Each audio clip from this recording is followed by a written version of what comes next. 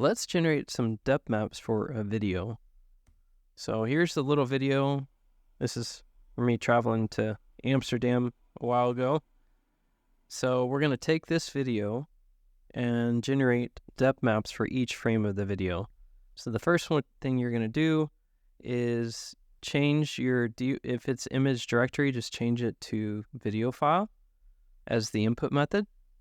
And then I'm going to skip batch size. I'm keeping it default to 1. You can change that, which will increase parallel processing run at one time.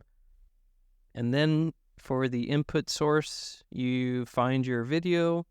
So mine's in download for this example. It's this video here, and find it. And it'll tell you how many frames are in the video. Then you need to double check on your depth map style. I'm using Inferno. The next thing is choosing your model weights file. And I have another video on that if you have questions about how to do it. It's pretty simple. The model weights file is included in the download of the add-on. You just download it somewhere on your machine and make sure you know where you download it and then reference it. So this is the model weights file right here. Then the last step is just selecting what directory you want to generate to post the depth maps. And I'm going to use this directory here. It's empty for depth maps. So click accept. You have other options. There's default. So if you want to resize the option, resize the images, you can.